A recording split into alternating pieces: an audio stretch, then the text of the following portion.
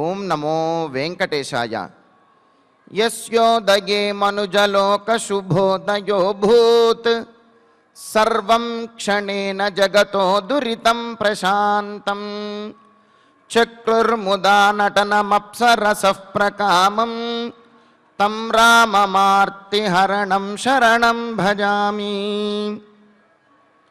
ఎవరి యొక్క ఆవిర్భావం వలన సమస్త లోకములు, దేవతలు, మనుష్యులు అందరూ పరవశించినారో అటువంటి రమణీయమూర్తి అయినటువంటి శ్రీరామచంద్రునికి నమస్కరిస్తూ తదభిన్న స్వరూపుడైనటువంటి ఆ శ్రీనివాసుని యొక్క దయా విశేషం చేత సమస్త మానవాళికి ధర్మ తత్పరతను, సకల కార్యసిద్ధిని చేకూర్చాలన్నటువంటి సంకల్పంతో తిరుమల తిరుపతి దేవస్థానం వారు నిర్వహిస్తున్నటువంటి శ్రీమద్ రామాయణం అయోధ్యాకాండ ప్రవచన పారాయణ కార్యక్రమంలో నేటికి మనం 380వ రోజులోకి ప్రవేశించాం. ఈ కార్యక్రమంలో ముందుగా అన్నమాచార్యుల వారి సంకీర్తన అయినటువంటి నమో నారాయణాయ నమో అనేటువంటి సంకీర్తనను శ్రీమాన్ కర్రా ఉదయ్ భాస్కర్ గారు, అన్నమాచార్య ప్రాజెక్టు కళాకారులు వారి బృందం యొక్క సహకారంతో ఆలపిస్తారు. శ్రవణం చేద్దాం. ఓం నమో వెంకటేశాయ.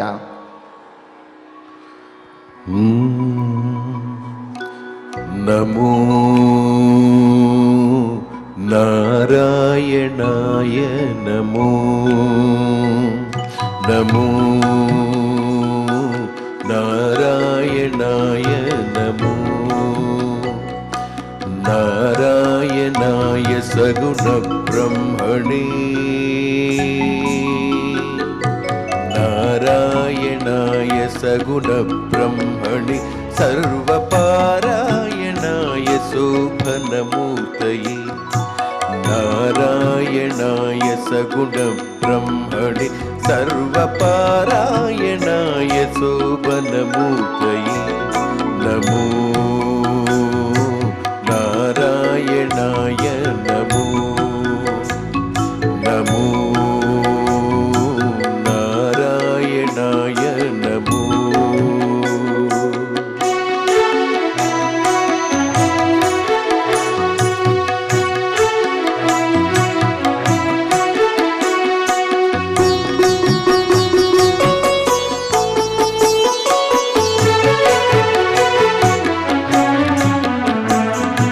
నిత్యాయ విబుధ సంస్తుత్యాయ నిత్యాధిపత్యాయ మునిగణ ప్రత్యయాయ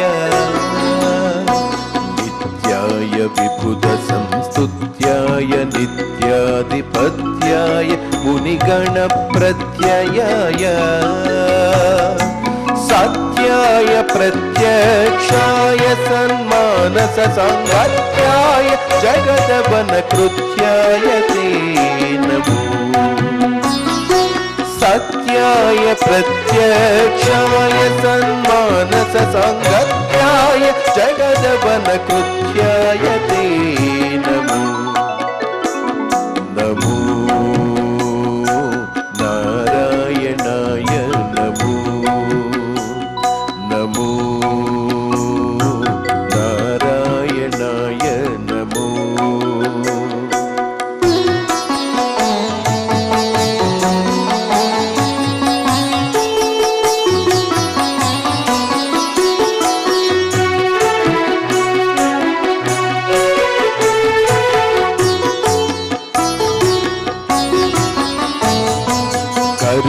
కరిరాజవరదాయ కౌస్తుభాభరణాయ పురవైరిణి జగన్మోహనాయ కరిరాజవరదాయ కౌస్తుభాభరణాయ పురవైరిణి జగన్మోహనాయ తరుణీందు కోటీర తరుణి మన స్తోత్ర పరితోష చిత్తాయ పరమాయ తే నమో తరుణీందు కోటీర తరుణి మన స్తోత్ర పరితోష చిత్తాయ పరమాయ తే నమో నమో నారాయణాయ నమో నమో నారాయణాయ నమో.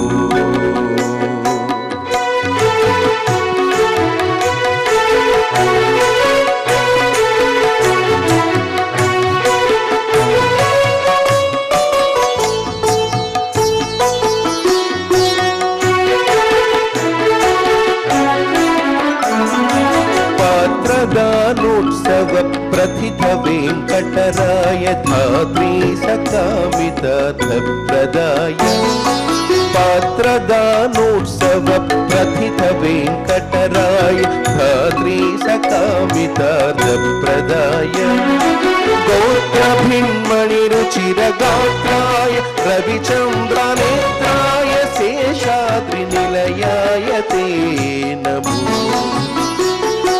गोत्रभिन्मणिरुचिरगात्राय रविचन्द्रनेत्राय शेषाद्रिनिलयाय ते नमो नमो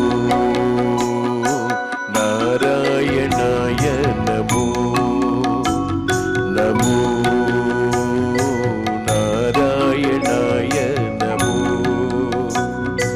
नारायणाय सगुणब्रह्मणि सर्वपारायणाय शोभनमूर्तये नारायणाय सगुणब्रह्मणि सर्वपारायणाय शोभनमूर्तये नमो नारायणाय नमो नमो नारायणाय नमो नारायणाय नमो नारायणाय नमो नारायणाय नमो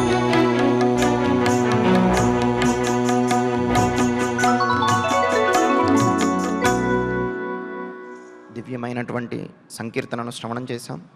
ఇక ఇప్పుడు శ్రీ గురు ధ్యానపూర్వకంగా సంకల్పవాక్యాలను అందరము కలిసి పలుకుతూ ఈ కార్యక్రమాన్ని ప్రారంభం చేసుకుందాం. శ్రీ గురు ధ్యానం గురుర్బ్రహ్మా గురుర్విష్ణు గురుర్దేవో మహేశ్వరః గురుః సాక్షాత్ పరం బ్రహ్మ తస్మై శ్రీ గురవే నమః.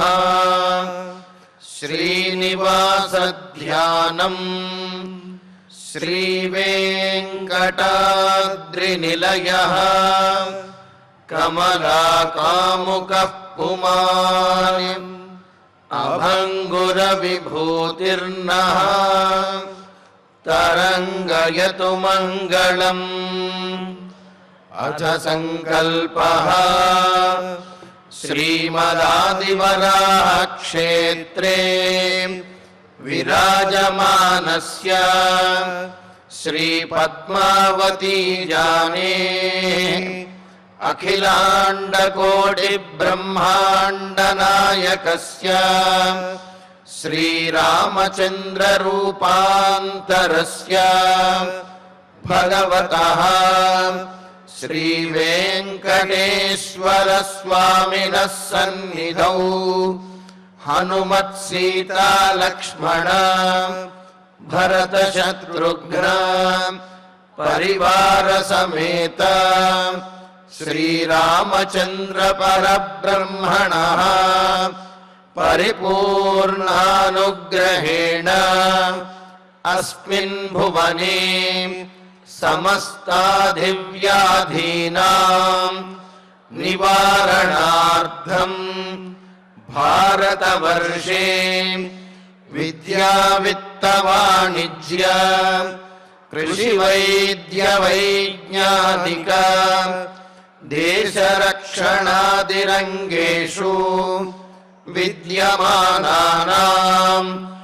ఆస్తిక మహాజనానాం సర్వేషాం సకుటుంబానాం ఆయురారోగ్యైశ్వర్య సద్బుద్ధీత్యాది సర్వశుభఫలప్రాప్త్యర్థం ధర్మాచరణద్వారా శ్రీరామరాజ్యస్య పునర్వ్యవస్థాపనార్థం ఉద్యోగార్థినాం సముచితోద్యోగప్రాప్త్యర్థం దంపతీనాం అనుకూల దాంపత్య సిద్ధ్యర్థం సంతానస్య పితృవాక్య పరిపాలనానుకూల బుద్ధి ప్రచోదనార్థం సకల కార్య సిద్ధ్యర్థం గో సంరక్షణార్థం చ శ్రీమద్వాల్మీకి రామాయణే అయోధ్యాకాండే యథాశక్తి శ్లోకం వ్యాఖ్యాన పురస్సరం 48 సర్గ శ్లోక పారాయణం తథా శ్రీధన్వంతరి మంత్ర పారాయణం చ అన్యోన్య సాహాయ్యేన ఆచార్య ముఖేన కరిష్యామహే. శ్రీ వాల్మీకి ప్రార్థన. కూజంతం రామ రామేతి మధురం మధురాక్షరం ఆరుహ్య కవితా శాఖాం వందే వాల్మీకి కోకిలం. శ్రీ ఆంజనేయ ప్రార్థన. మనోజవం మారుతతుల్య వేగం జితేంద్రియం బుద్ధిమతాం వరిష్టం వాతాత్మజం వానరయూథ ముఖ్యం శ్రీరామదూతం శిరసా నమామి. శ్రీరామాయణ ప్రార్థన. వాల్మీకి గిరి సంభూత రామసాగరగామిని పునాతి భువనం పుణ్యాం రామాయణ మహానదీ. శ్రీరామ ప్రార్థన. అయోధ్యాఖ్యేతు గుర్వర్ధే త్యక్త్వా రాజ్యం గిరౌ వసన్ పాదుకే భరతాయాదాత్ స రామః శరణం మమ. శ్రీరామచంద్ర పరబ్రహ్మణే నమః. అథ శ్రీమద్ రామాయణే ఆదికావ్యే అయోధ్యాకాండే 48 సర్గః. శ్రీమన్నారాయణ చరణౌ శరణం ప్రపద్యే. శ్రీమతే నారాయణాయ నమః. శ్రీరామాయ నమః. కైకేయ్యా నవయం రాజ్యే భృతకా నివసేమహి జీవంత్యా జాతు జీవంత్యః పుత్రైరపి శపామహే. అయోధ్యానగరంలో ఉన్నటువంటి స్త్రీలు మాట్లాడుతున్న మాటలివి. రాముడితో పాటు వనవాసానికి వెళ్ళి తమసా నదీ తీరంలో ఒకనాడు గడిపి రాముడు తమకు కనిపించకుండా వెళ్ళిపోయేటప్పటికీ రాముడిని వెతుకుతూ రాముడు కనిపించక అయోధ్యానగరానికి తిరిగి వచ్చినటువంటి వారితోటి వారి భార్యలు అయోధ్యానగరంలో ఉన్నటువంటి స్త్రీలు మాట్లాడుతున్న మాటలు ఏమిటి? మనం ఈ కైకేయికి అధీనమైనటువంటి ఈ అయోధ్యానగరంలో ఉండటమా? అంతకంటే అడవిలో ఉండటం చాలా సుఖప్రదమైనటువంటిది. ఎందుకు అంటే ఎవరైనా సరే తమ జీవితం కోసము తమ జీవితంలో తమకు అనుబంధం ఉన్నటువంటి తమ ఆత్మబంధువులైనటువంటి వారు తమవారు అయినటువంటి వారైన తమ భార్యా బిడ్డల కోసము జీవిస్తారు. అసలు ఇక్కడ ఈ అయోధ్యానగరంలో మనకే జీవితము లేనప్పుడు మన పిల్లలు వారి పిల్లలు వీళ్ళందరూ కూడా ఏదో సుఖపడాలి అని చెప్పి అనుకోవడంలో ఆలోచన ఏమున్నది? కావున మనకే జీవితం లేదు, రాముడి లేనటువంటి ఈ అయోధ్యలో మనమే జీవించలేనప్పుడు మన పిల్లలు మాత్రం ఏ విధంగా జీవించగలుగుతారు? పైగా భర్త మీద కుమారుడి మీదే ఏమాత్రమో కరుణ లేనటువంటి వారినే ధిక్కరించి వారి మీదే కరుణ చూపించకుండా జాలి చూపించకుండా ఉన్నటువంటి కైకేయీదేవి మనలను మాత్రం విడిచిపెడుతుందా? మన మీద కూడా తన క్రూరత్వాన్ని చూపిస్తుంది. కావున ఇక్కడ ఉండవద్దు. అటువంటి కైకేయి నీడలో ఉండటానికి ఏమాత్రమూ కూడా వీలు లేదు అని అంటూ ఆ స్త్రీలు చెబుతూ ఉన్నారు. అంటే కైకేయి యొక్క అధికారాన్ని అయోధ్య నగరంలో ఉన్నటువంటి పురుషులు ఒకంత ఒప్పుకోవచ్చునేమో, కానీ స్త్రీలు మాత్రం, అక్కడ ఉన్నటువంటి ఆ స్త్రీలు మాత్రం కైకేయి యొక్క అధికారాన్ని, ఆమె నీడలో బ్రతకడానికి వీరికి ఏమాత్రం ఇష్టం లేదు. కారాకండిగా చెప్పేస్తున్నారు, మనం అడవికే వెళ్ళిపోదాం, అక్కడే హాయిగా ఆనందంగా ఉందాం, మనకు రక్షకులు సీతారాములే. ఆడవారందరూ కూడా సీతాదేవికి పరిచర్యలు చేస్తూ ఉంటే, మగవారందరూ మీరు రాముడికి అండదండలుగా ఉండండి, ఆ విధంగా మన జీవితాన్ని సార్థకం చేసుకుందాం అని అంటూ, జీవంత్యాహ కైకేయ్యాహ, జీవించి ఉన్నటువంటి, ఇతరులను జీవింపకుండా చేస్తున్నటువంటిదైన కైకేయి యొక్క రాజ్యంలో, అంటే కైకేయి బ్రతికి ఉన్నంత వరకు కూడా కైకేయికి అధీనమైనటువంటి ఈ రాజ్యంలో జీవంత్య వయం, జీవించి ఉన్నటువంటి మేము, అంటే ఏమిటి? చైతన్యవంతమైనటువంటి ఏదైనా సరే, ఏ ప్రాణి అయినా సరే కైకేయికి అధీనమైనటువంటి ఈ రాజ్యంలో ఉండడానికి ఇష్టపడవు.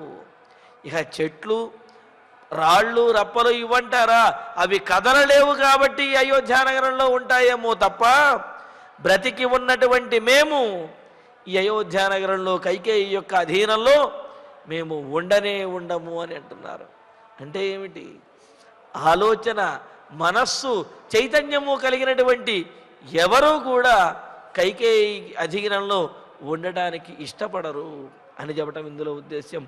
ముఖ్యంగా ఆ స్త్రీలు చెబుతున్న మాట, కైకేయి జీవించి ఉండగా జీవించి ఉన్నటువంటి మేము ఈ అయోధ్య నగరంలో కైకేయికి అధీనంలో ఉండము. పైగా అలాగా వయం భృతకాహ, మేము బానిసలలాగా, లేకపోతే ఇక్కడ భృతకాహ అనే దానికి అర్థం చెబుతారు, భృతకో భృతభృత్ కర్మకరో వైతానికస్య అని చెప్పంటూ, భృతకుడు, భృతిభృతు, కర్మచర, వైతానిక, ఈ శబ్దాలన్నీ కూడా ఏ రోజు కూలీ తీసుకుని ఆ రోజు పని చేసేవంటే, ఏ రోజు పని చేసి ఆ రోజు కూలీ చేసుకుంటూ జీవించేటటువంటి వారిని భృతకుడు, వైతానికుడు, కర్మకరుడు అని చెప్పి అంటూ ఉంటారు. ఇలాగా అంటే ఏమిటి? దినదిన గండం నూరేళ్ళ ఆయుష్వరంగానే ఈరోజు కష్టపడితే ఈరోజు కాస్త కడుపు నిండుతుంది, రేపు కనుక కష్టపడకపోతే కడుపు నిండదు. ఒకవేళ అసలు కష్టపడి సంపాదించేటటువంటి అవకాశమైనా సరే ఉంటుందో ఉండదో కదా. కావున దినదిన గండం నూరేళ్ళ ఆయుష్ అన్నట్లుగా ప్రతిరోజు కూడా ఇబ్బంది పడుతూ, ప్రతిరోజు కూడా ఏమవుతుందో అని చెప్పి చేతులు చాచి ఎదురు చూచేటటువంటి అలాంటి దౌర్భాగ్యమైనటువంటి స్థితిలో మేము ఈ కైకేయి నీడలో జీవించలేము అని అంటున్నారు. మరి ఈ విధంగా వయం మృతక జాతు నా నివసేమహి, ఎప్పుడూ కూడా ఈ విధంగా మేము ప్రతిరోజు గండంగా ఉండేటటువంటి ఈ అయోధ్య నగరంలో కైకేయి నీడలో జీవించము. పుత్రై అపి శపామహే, చూడండి ఇక్కడ మేము పుత్రుల మీద కూడా మా సంతానం మీద కూడా ఒట్టు పెట్టి చెబుతున్నాము, దుష్టురాలైనటువంటి కైకేయి యొక్క నీడలో ప్రతిరోజు కూడా ఇబ్బంది పడుతూ, జీవితం మీద ఆశ లేకుండా, భవిష్యత్తు మీద ఏమాత్రము ఆశ లేకుండా మేము ఈ రాజ్యంలో ఉండలేము, కావున వనవాసానికే వెళ్ళిపోదాము అని అంటున్నారు. అందుకనే అంటారు, ఎటువంటి చోట ఉండాలి అని అంటే, అసలు ఏది నిజమైనటువంటి మంగళము, ఏది నిజమైనటువంటి సేవ, ఏది నిజమైనటువంటి జీవితము, ఏది నిజమైనటువంటి గర్జనం, ధైర్యము, ఏది నిజమైనటువంటి త్యాగము అనేదానికి చెబుతూ మనకు పంచతంత్రంలో చెబుతారు, తన్మంగళం ఎత్ర మనఃప్రసన్నం, ఎక్కడైతే మనస్సు ప్రశాంతంగా ఉంటుందో అది మంగళకరమైనటువంటిది అని అన్నారు. అంతేగాని మంగళకరము అని అంటే బాగా సంపదలతోటి కనిపించేదనో, లేకపోతే బాగా అలంకరించబడి ఉండేదనో, లేకపోతే ఎత్తైనటువంటి సింహాసనము, భోగభాగ్యాలు, మేడలు, మిద్దెలు కాదు. ఎక్కడైతే మనం ప్రశాంతంగా ఉండగలుగుతామో అది మంగళకరమైనది అని అన్నారు. అంతే తప్ప ఎక్కడైతే గొప్పగా ఉంటుందో అని చెప్పాల. ప్రశాంతంగా ఉండగలిగేదే మంగళప్రదమైనటువంటిది. తజ్జీవితం యత్ యత్ న పరస్య జీవ.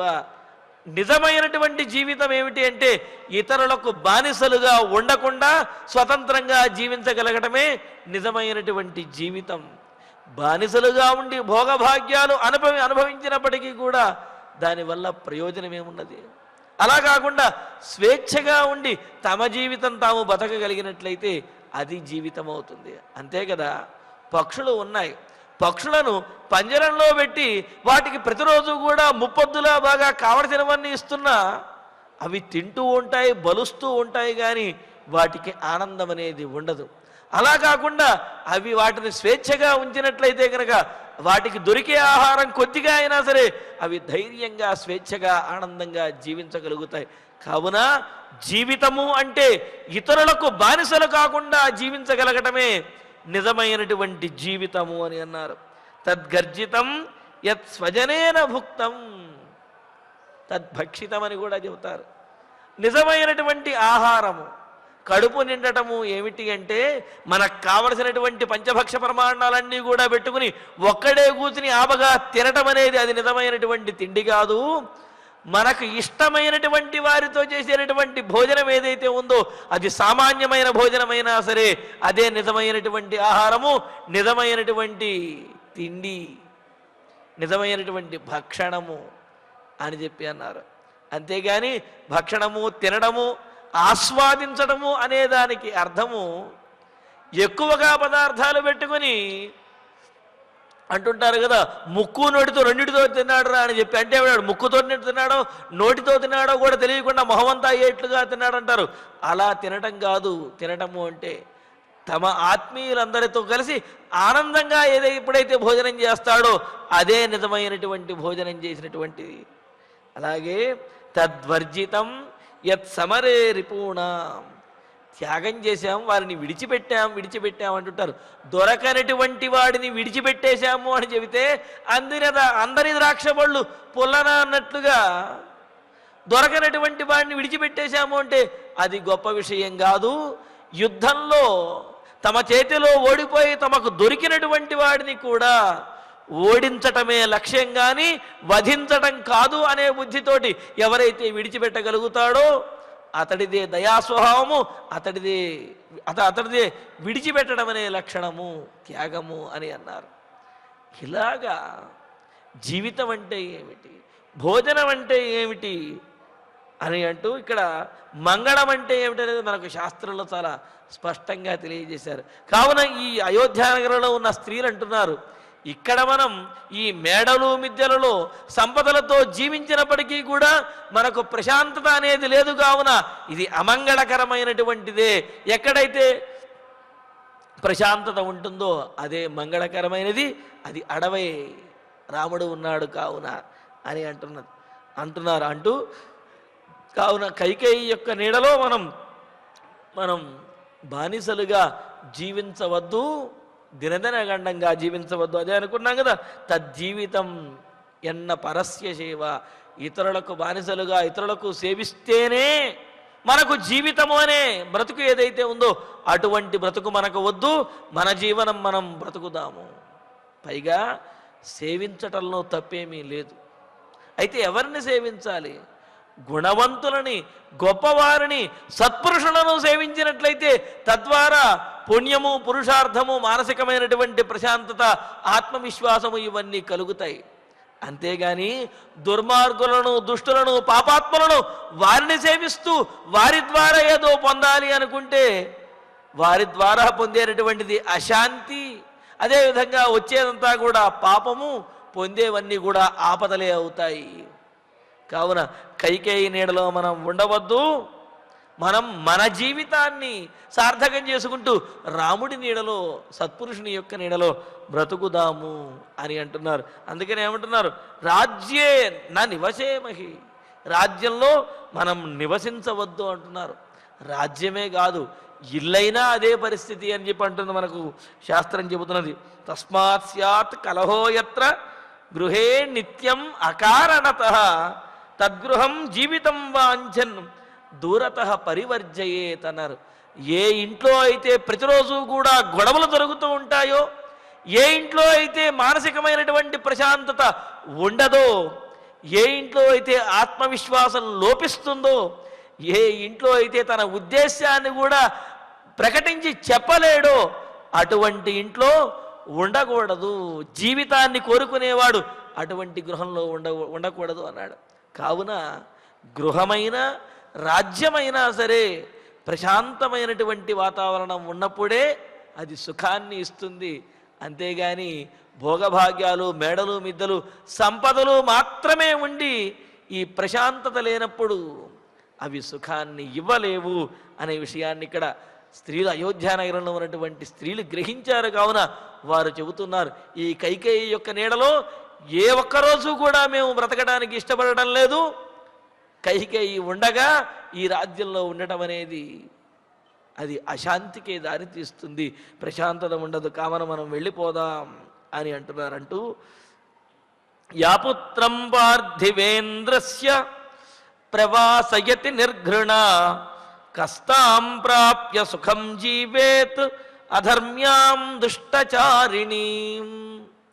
ఎందుకంటే ఏ కైకేయి అయితే నిర్ఘృణ, ఏమాత్రము దయ లేకుండా దయను పూర్తిగా విడిచిపెట్టేసి పార్థివేంద్రస్య పుత్రం, మహారాజు గారి యొక్క, దశరథ మహారాజు గారి యొక్క పుత్రుడైన, ఇక్కడ దశరథ మహారాజు యొక్క పుత్రుడనే విషయం తెలిసిందే. రాముడు అనకుండా దశరథ మహారాజు యొక్క పుత్రుడు అని ప్రత్యేకంగా చెప్పటంలో ఉద్దేశం ఏమిటంటే, దశరథునికి లేక లేక కలిగినటువంటి కుమారుడు. దశరథుడు ఎంతో తపస్సు చేస్తే, యజ్ఞయాగాదులు చేస్తే దానికి ఫలంగా లభించినటువంటి గారాల పంట రామచంద్రమూర్తి.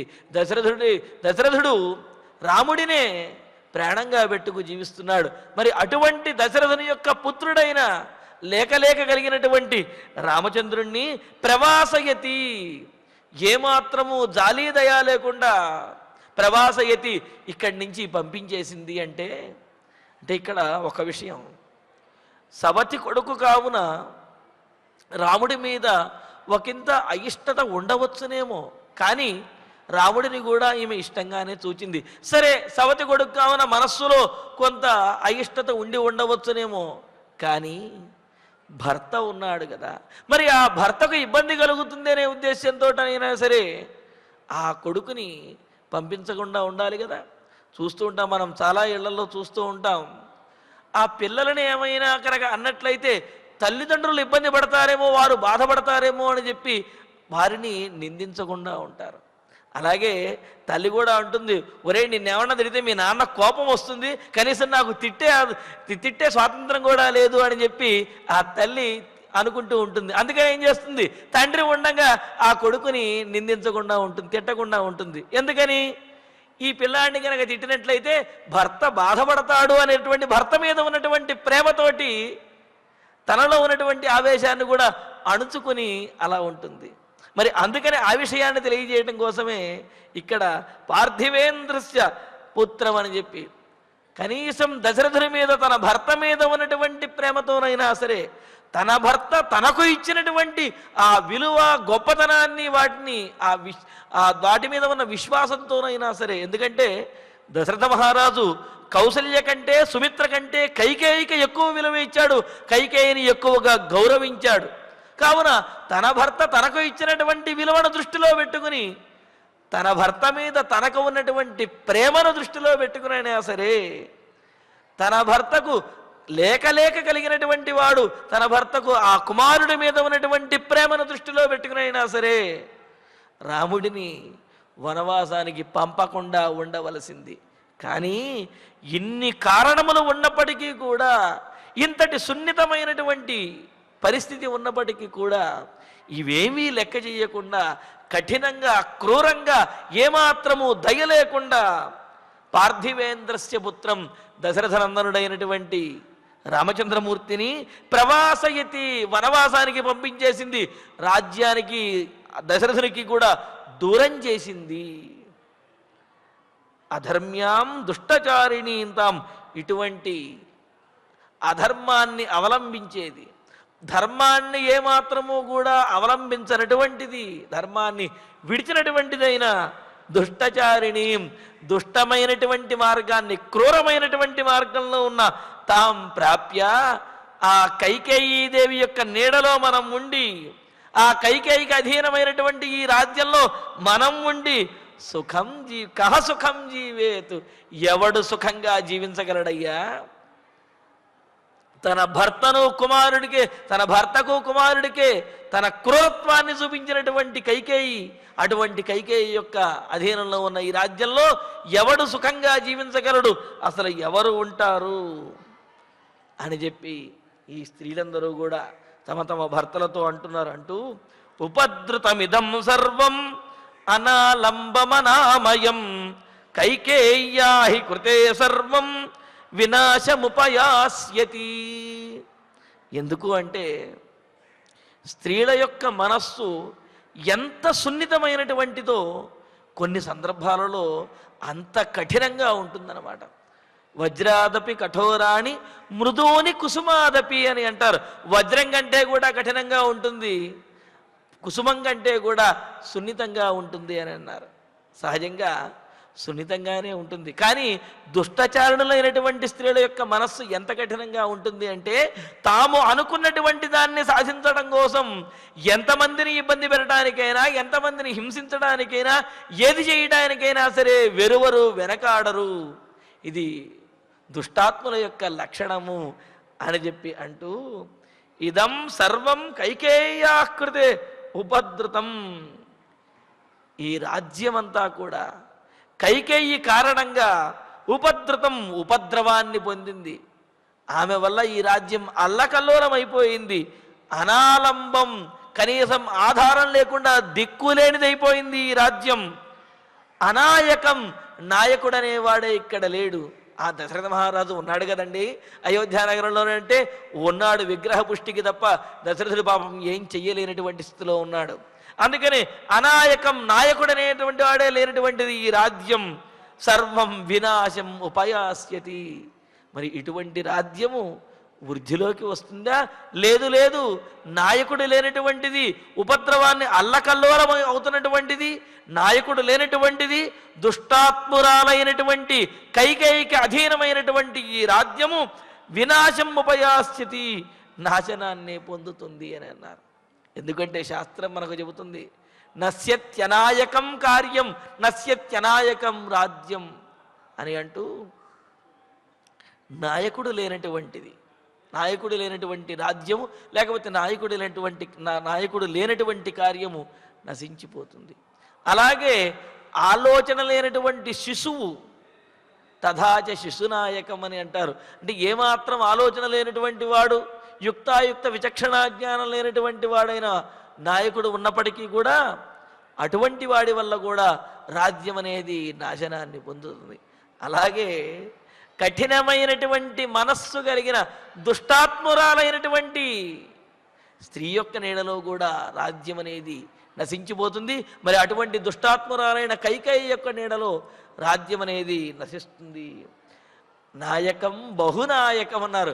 అనేక మంది నాయకులు ఉన్నప్పటికీ కూడా ఆ కార్యము కానివ్వండి, ఆ రాజ్యం కానీ నశించిపోతుంది. అందుకనే అంటారు, స్త్రీలు వంట చేసేటప్పుడు ఎవరో ఒకళ్ళో ఇద్దరో చేస్తే ఆ వంట బాగుంటుంది, కానీ ఓ 10 మంది వంటింట్లో పడి కనుక వంట చేశారు అంటే ఇక ఆ వంట ఎంత దారుణంగా ఉంటుందనేది చేసిన వాళ్ళకే భయంకరంగా అనిపిస్తుంది. కావున అంటే బహునాయకం, ఒకరి మాట వింటూ మిగతా వారందరూ వారికి సహకరిస్తూ ఉన్నట్లయితే ఆ కార్యము కానీ, ఆ రాజ్యము కానీ వృద్ధిలోకి వస్తాయి. కానీ ఎవడికి వాడే రాజుని అనుకుని ఎవడిష్టం వచ్చినట్టుగా వాడు ప్రవర్తించినట్లయితే ఆ రాజ్యము కానీ, ఆ కార్యము కానీ వృద్ధి చెందవు, అవి విజయాన్ని పొందవు అని చెప్పి మనకు శాస్త్రం తెలియజేస్తుంది. మరి ఇక్కడ అయోధ్యానగరము రాముడు వెళ్ళిపోవడంతో, దశరథుడు కైకేయికి అధికారం ఇవ్వడంతో ఇది అనాయకం, నాయకుడు లేనటువంటి రాజ్యం అయిపోయింది.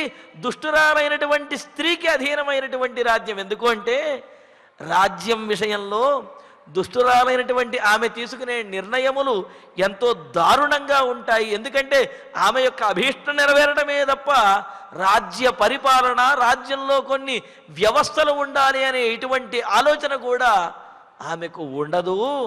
కావున దుష్టురాలైనటువంటి ఆమె యొక్క నీడలో ఈ రాజ్యము వృద్ధిలోకి రాదు, నశించిపోతుంది. ఇటువంటి రాజ్యంలో మనం ఉన్నట్లయితే మనకు కూడా నాశనము తప్పదు. కావున మనం వెళ్ళిపోదాం అని ఆ స్త్రీలు, ఆ భార్యలు తమ తమ భర్తలతోటి అంటూ, నహి ప్రవ్రజితే రామే జీవిష్యతి మహీపతి మృతే దశరథే వ్యక్తం విలాపస్తదనంతరం. అదేమిటి, మన దశరథ మహారాజు ఉన్నాడు. ఈరోజు దశరథ మహారాజు కొంత శోకంలో ఉండి బయటకు రాకపోయినప్పటికీ ఆ రేపో ఎల్లుండిలో దశరథుడు మళ్ళీ కాస్త ఆ శోకాన్ని విడిచిపెట్టి మరలా వచ్చి సింహాసనం మీద కూర్చుంటాడు. అప్పుడు ఈ రాజ్యం సుభిక్షంగానే ఉంటుంది, ఈ రాజ్యం అరాచకం అవ్వదు అని అనుకుంటారేమో అని అంటూ ఆ స్త్రీలు చెబుతున్నారు. ఈ రాజ్యంలో మిగిలేదేమి లేదు అంటూ, రామే ప్రవ్రజితే, రాముడు వనవాసానికి వెళ్ళిపోయాడు కదా, మరి రాముడు దూరం అవ్వడం వల్ల మహీపతి న జీవిష్యతి, దశరథ మహారాజు జీవించలేడు. ఎందుకంటే దశరథుని యొక్క ప్రాణము రాముడు, మరి ప్రాణములు దూరంగా వెళ్ళిపోతే శరీరం ఎక్కడ జీవిస్తుంది? కావున శరీరం నిలబడదు. కావున దశరథ మహారాజు, రాముడిని కోల్పోయినటువంటి దశరథుడు జీవించలేడు కదా. దశరథే మృతే, దశరథుడు కూడా ఈ రాజ్యంలో ఆయన గతించినట్లయితే వ్యక్తం తదనంతరం విలాప, ఇక తరువాత ఈ రాజ్యంలో మిగిలేది శోకం, ఏడుపు మాత్రమే, శోకం మాత్రమే, దుఃఖం మాత్రమే. అది తప్ప ఈ రాజ్యంలో ఇంకేది కూడా ఉండదు. కావున శోకానికి నిలయమైనటువంటి, అశాంతికి నిలయమైనటువంటి, అపాయకరమైనటువంటి, దుష్టురాలైనటువంటి కైకేయికి అధీనమైనటువంటిదైన ఈ అయోధ్యానగరంలో మనం ఏమాత్రము ఉండవద్దు, ఇక్కడ నుంచి వెళ్ళిపోదాము అని చెప్పి అంటున్నారు వాళ్ళందరూ. అంటూ, తే విషం పిబతాలోడ్య క్షీణ పుణ్యాస్సు దుర్గతా రాఘవం వానుగచ్చధ్వం అసృతిం వాపి గచ్చత. ఇంకా అంటున్నారు, అటువంటి ఈ రాజ్యంలో ఉండటం కంటే కూడా ఇలాగ నిర్భాగ్యులమైనటువంటి మనము అంటూ, సుదుర్గతా క్షీణపుణ్యా తే, ఆ భార్యలు చెబుతున్నారు భర్తలతోటి, రాముణ్ణి విడిచిపెట్టి వచ్చారు అంటే మీరంత దౌర్భాగ్యమైనటువంటి పని చేశారు. పోనీలే, మేమెటు ఈ అయోధ్యానగరంలో పడి ఉన్నాము, ఇంట్లో మీరన్నా సరే రాముణ్ణి అనుసరించారు, మీరు అదృష్టవంతులు అని చెప్పి మేము అనుకున్నాం. కానీ రాముడిని విడిచి వచ్చినటువంటి మీరు, రాముణ్ణి కోల్పోయి వచ్చినటువంటి మీరు దౌర్భాగ్యం కలిగినటువంటి వారు. సుదుర్గత, మిక్కిలి దారిద్ర్యాన్ని పొందినటువంటి వారు. క్షీణపుణ్యా, ఇక్కడ దారిద్ర్యము అనేదానికి అర్థం చెబుతూ, భగవదనుగ్రహం లోపించటమే దారిద్ర్యం, భగవదనుగ్రహం పొందటం అది సంపద, సంపన్నులుగాను చెబుతున్నారు. ఇక్కడ రాముడి యొక్క అనుగ్రహం, రాముడి యొక్క సాన్నిధ్యం లోపించింది. కావున మీరందరూ కూడా దారిద్ర్యాన్ని పొందినట్లే అని ఆ భార్యలు భర్తలను నిందిస్తూ, క్షీణపుణ్యా, మీ పుణ్యమంతా కూడా క్షీణించిపోయింది, అందుకనే మీరందరూ మరలా ఈ అయోధ్యానగరానికి తిరిగి వచ్చారు రాముడిని విడిచిపెట్టి. చెబుతారు కదా, క్షీణే పుణ్యే మర్త్యలోకం విశంతి అన్నట్లుగా చేసినటువంటి పుణ్యముల యొక్క ఫలంగా స్వర్గలోకానికి వెళతా ఉంటా. వెళ్ళిన తర్వాత ఆ చేసిన పుణ్యముల యొక్క ఫలం ఎప్పుడైతే పూర్తవుతుందో మరలా ఈ భూమండలం మీద పడిపోతాం. అలాగా మీరు చేసినటువంటి ఏదో కొద్దిపాటి పుణ్యానికి ఫలంగా కొంత దూరం రాముణ్ణి అనుసరించి వెళ్ళగలిగారు, అక్కడతో మీ పుణ్యం పూర్తయిపోయినట్లుంది. దాంతో రాముణ్ణి కోల్పోయి మరలా ఈ అయోధ్య నగరానికి తిరిగి వచ్చేశారు. కావున సుదుర్గతా, మీరు దుర్గతిని పొందినటువంటి వారు. క్షీణపుణ్యా, పాపాన్ని పొందేంటి, పుణ్యాన్ని కోల్పోయినటువంటి వారు, క్షీణించినటువంటి వారు. తే ఆలోడ్య విషం పిబత. ఇంకా ఏంటి ఆలోచిస్తున్నారు? మనందరం కలిసి అయోధ్యానగరం నుండి వెళ్ళిపోదామా? నడవండి వెళదాం. అలా వెళ్ళొద్దంటారా? అబ్బెబ్బే కాదు కాదు వెళ్ళొద్దు ఇక్కడే ఉందామంటారా? ఓ పని చెబుతా, చెయ్యండి. ఏం చేయమంటారా?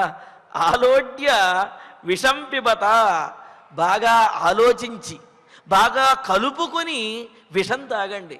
అప్పుడు హాయిగా ఉండవచ్చు, పరలోకంలోనైనా సరే సుఖంగా ఉండగలుగుతారు. అంతేగాని ఈ అయోధ్యలో మాత్రం మనం ఉండొద్దు అంటూ ఆ స్త్రీలు వాళ్ళలో ఉన్నటువంటి ఆ ఉద్వేగము, ఆ బాధ, దుఃఖము దాన్ని ఈ విధంగా చెబుతూ ఉన్నారు. అంతే తప్ప భర్తలను నిందించడం అందులో ఉన్నటువంటి ఉద్దేశ్యము కాదు. భర్తలకు ఏది సరైనటువంటిది, ఏది ప్రశాంతంగా ఉండేది, ఎక్కడకు మనం వెళ్ళవలసినది, ఎవరిని ఆశ్రయించాలి అనే విషయాన్ని స్పష్టంగా తెలియజేస్తూ ఉన్నారు. తెలియజేస్తూ వా రాఘవం అనుగచ్చద్వం, ఇక ఈ అయోధ్య ఇక్కడే ఈ కైకేయి నీడలో ఉండదలుచుకుంటే అంతకంటే కూడా విషం తీసుకుంటే హాయిగా ఉంటుంది ఆ మాట అన్నారు. లేదా రాఘవం అనుగచ్చద్వం, లేకపోతే హాయిగా రాముణ్ణి వెతుక్కుంటూ మనం అడవిలో వెళదాం. లేదా రాముడు కూడా కనిపించలేదా? అశృతిం గచ్చత, మీ పేరు మీ ఉనికి తెలియకుండా తెలియనటువంటి చోటకు వెళ్ళిపోదాం. అంతే తప్ప, అంతే కదా. అంటే చూడండి, కొన్ని చోట్ల మనం చూస్తూ ఉంటాం, ఏదైనా ఆ ఊళ్ళో కానీ అక్కడ కానీ ప్రతికూలమైనటువంటి పరిస్థితులు ఏర్పడినప్పుడు, లేకపోతే వీళ్లకు అపాయం ఏదైనా వస్తుంది అనే పరిస్థితి ఏర్పడినప్పుడు ఏం చేస్తారు? అక్కడి నుంచి పారిపోయి ఊరు పేరు తెలియనటువంటి చోట జీవిస్తారు. ఊరు పేరు తెలియనటువంటి చోట అంటే ఫలానా వాళ్ళు అనే పేరు తెలియకుండాను, ఫలానా ఊళ్ళో ఉన్నారు అనే ఊరు తెలియకుండా అలా రహస్యంగా జీవిస్తూ ఉంటారు. ఎందుకని అంటే వారి యొక్క స్వస్థానంలో వారికి రక్షణ లేనప్పుడు అలా పారిపోయి జీవిస్తుంటారు కదా. అలాగే ఇక్కడ ఏమంటున్నారు? రాఘవం అనుగచ్చత్వం, రాముణ్ణి అనుసరించి వెళ్ళండి. లేదా అశృతిం గచ్చత, మీ పేరు ఊరు తెలియనటువంటి చోట ఇంకెక్కడైనా జీవించండి తప్ప రాముడిని కోల్పోయి మాత్రం మరలా అయోధ్య నగరానికి తిరిగి రావద్దు. ఇక్కడ మీ పేరు వినిపించనటువంటి చోట మీరు జీవించండి అంటే ఏమిటి? మేము అయోధ్యాపురవాసులము అని ఎక్కడా చెప్పుకోవద్దు. లేకపోతే నా పేరు ఇది అని ఎక్కడా చెప్పుకోవద్దు. నా పేరు ఇది అని ఎప్పుడు చెప్పుకోవాలి? ఏదైనా ఘనకార్యం సాధించినప్పుడు, ఏదైనా గొప్ప పని చేసినప్పుడు ఇది నా పేరు అని చెప్పుకోవాలి తప్ప ఏమీ లేకుండా అన్నీ కోల్పోయినప్పుడు ఇది నా పేరు అని చెప్పుకోవటం వల్ల ప్రయోజనం లేదు. కావున పేరుకు కూడా చాలా గొప్ప మహిమ అనేది ఉన్నది. అందుకనే అంటారు, నామాఖిలస్య వ్యవహారహేతు సుఖావహం కర్మసు భాగ్యహేతు నామ్నైవ కీర్తిల్లభతే తస్మాత్ ప్రశస్తం ఖలు నామకర్మ అని చెప్పి అంటారు. నామకరణం చేయటము అంటే అదేదో ఇంతకుముందు ఎవ్వరికీ లేనటువంటిది, ఇకపైన ఎవరు పెట్టనటువంటిది, అటువంటి పేరు పెట్టాలి అని చెప్పి ఆలోచించి ఏ అర్థం పర్థం లేనటువంటి పేరు పెట్టడం కాదు. పేరు పెట్టాము అంటే దానికి ఒక అర్థం ఉండాలి. ఆ పేరు వల్ల అతనికి ఆ పేరు విన్నప్పటికైనా నేను ఈ పేరు పెట్టుకున్నాను కాబట్టి దీనికి తగినట్టుగా ఉండాలి అనన్నా అతనికి అనిపించాలి. లేకపోతే చూచినటువంటి వాడైనా పేరుకు తగినటువంటి వాడండి వాడు అని అన్నా సరే ఇతరులకైనా అనిపించాలి. అంతేగాని పేరు వినగానే ఏ అర్థమూ కాకుండా, లేకపోతే అపార్థం వచ్చేటటువంటి పేర్లు పెట్టిన, ఏ రోదన అనో వింటానికి కొత్తగా ఉంది రోదన అని పెడితే రోదన అంటే ఏడుపు అని అర్థం. ఇలాంటి పేర్లు పెడితే ఎవరూ పెట్టుకోరు కాబట్టి మనం పెట్టుకుందాం అనుకుంటే అది పొరపాటు. నామకరణం అనేది, పేరు పెట్టుకోవటం అనేది చాలా జీవితంలో ముఖ్యమైనటువంటిది. అఖిల వ్యవహార హేతు సుఖావహం కర్మసు భాగ్యహేతు, పేరు బలం అని అంటారు కదా. వారి యొక్క పేరు బలాన్ని బట్టే వారికి కర్మలు అంటే వారి కార్యములలో విజయములు కలుగుతాయి. అలాగే వారి పేరు బలాన్ని బట్టి సుఖమనేది కలుగుతుంది. వారి పేరు బలాన్ని బట్టే వారికి కీర్తి ప్రతిష్టలు అనేవి లోకంలో వచ్చి చేరతాయి.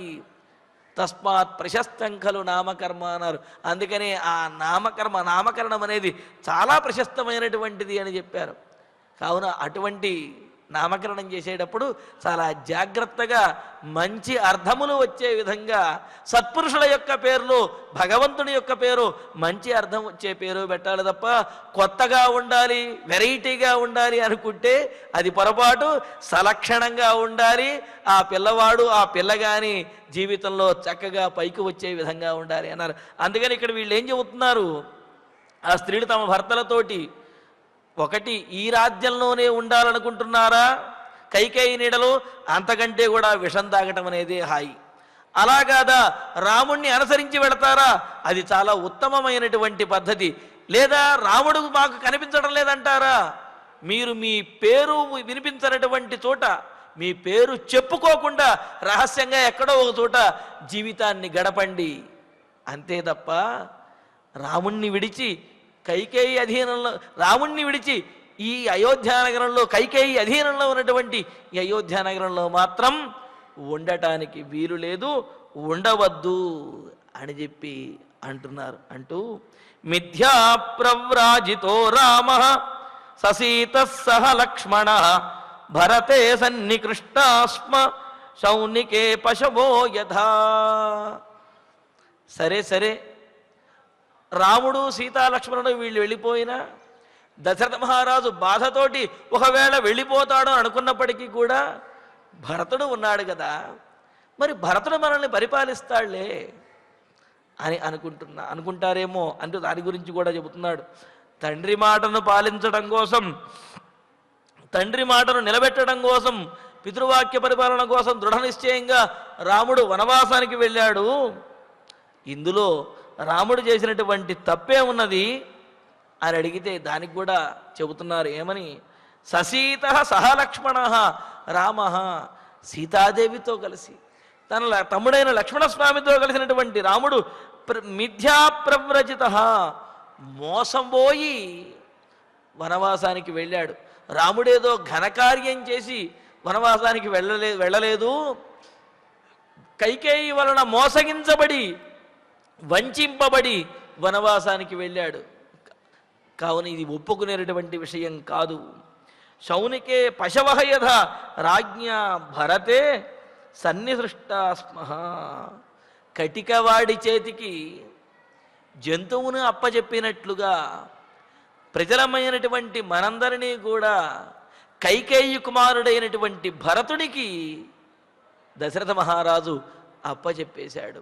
చాలా జాగ్రత్తగా చూసుకోనాయనా అని చెప్పి కటికవాడికి ఆ జంతువుని అప్పచెప్తే అతను ఏం చేస్తాడు, దాన్ని జాగ్రత్తగా చూసుకుని ఆ తర్వాత ఏం చేయాలో అది చేసేస్తాడు.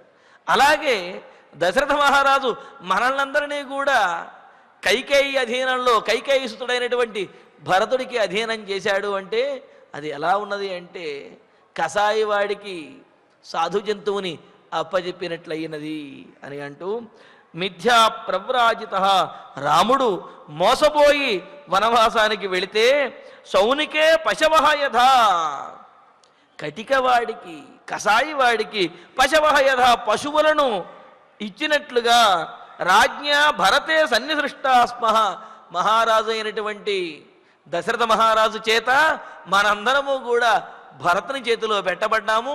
అంటే దశరథ మహారాజు మన అందరినీ కూడా కైకేయి కుమారుడైనటువంటి భరతునికి అప్పచెప్పాడు. అది ఎలా ఉందంటే కసాయవానికి సాధు జంతువులను అప్పచెప్పినట్లుగా కైకేయి కుమారుడికి మనల్నందరినీ కూడా దశరథుడు అప్పచెప్పాడు. మరి మన పరిస్థితి ఎలా ఉంటుందో ఊహించుకోండి. కావున ఇటువంటి అపాయకరమైనటువంటి ప్రదేశంలో మనం ఉండవద్దు. రాముడు ఎక్కడ ఉంటే అదే అయోధ్య, అదే ఆనందకరమైనటువంటిది, అదే ఆనంద నిలయము. కావున అక్కడికే మనం వెళ్ళిపోదాము అని అయోధ్యలో ఉన్నటువంటి స్త్రీలందరూ కూడా తమ తమ పురుషులతోటి ఈ విధంగా చెబుతూ ఉన్నారు. మరి ఆ తర్వాత జరిగినటువంటి పరిణామములు, విశేషములు ఏమిటనేది తర్వాతి ప్రవచనంలో తెలుసుకుందాము. ఇక ఇప్పుడు ఆచార్యుల వారి ద్వారా శ్లోకాలను పారాయణ చేసుకుందాము. కైకేయ్యాః నవయం రాజ్యే భృతకాః నివసేమహి జీవంత్యాః జాతు జీవంత్యః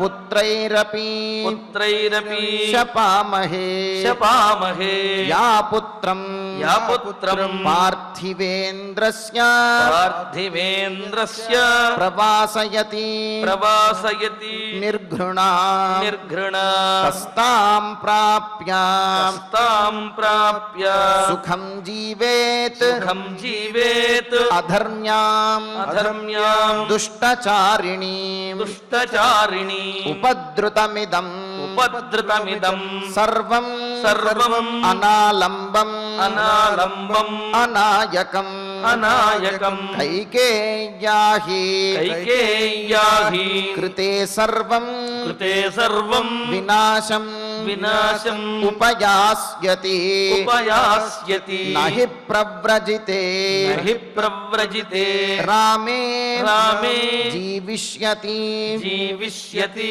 మహీపతిః మహీపతిః మృతే మృతే దశరథే వ్యక్తం దశరథే వ్యక్తం విలాపః విలాపః తదనంతరం తదనంతరం తే విషం తే విషం పిబతాలోడ్య పిబతాలోడ్య క్షీణపుణ్యాః క్షీణపుణ్యాః సుదుర్గతాః సుదుర్గతాః రాఘవం వా రాఘవం వా అనుగచ్చధ్వం అనుగచ్చధ్వం అశ్రుతిం వా అశ్రుతిం వా అపి గచ్చత అపి గచ్చత మిథ్యా మిథ్యా ప్రవ్రజితో రామః ప్రవ్రజితో రామః సభార్యః సభార్యః సహ లక్ష్మణః సహ లక్ష్మణః భరతే భరతే సన్నిసృష్టాస్మః సన్నిసృష్టాస్మః సౌనికే సౌనికే పశవో యథా పశవో యథా ఇత్యార్షే ఇత్యార్షే శ్రీమద్ రామాయణే శ్రీమద్ రామాయణే ఆదికావ్యే ఆదికావ్యే అయోధ్యాకాండే అయోధ్యాకాండే అష్టచత్వారింశే సర్గే అష్టచత్వారింశే సర్గే షట్ శ్లోకాః షట్ శ్లోకాః ఫలశ్రుతి నుండి మంగళాంతం వరకు అందరము కలిసి పఠిద్దాం. ఫలశ్రుతి ఆయుష్యమారోగ్యకరం యశస్యం సౌభ్రాతృకం బుద్ధికరం సుఖం చ శ్రోతవ్యమేతన్నియమేన సద్భిః ఆఖ్యానమోజస్కరమృద్ధికామైః శ్రీరామచంద్ర పరబ్రహ్మణే నమః. అథ ధన్వంతరి ధ్యానం అచ్యుతానంత గోవింద విష్ణో నారాయణామృత రోగాన్ మే నాశయాశేషాన్ ఆశు ధన్వంతరే హరే.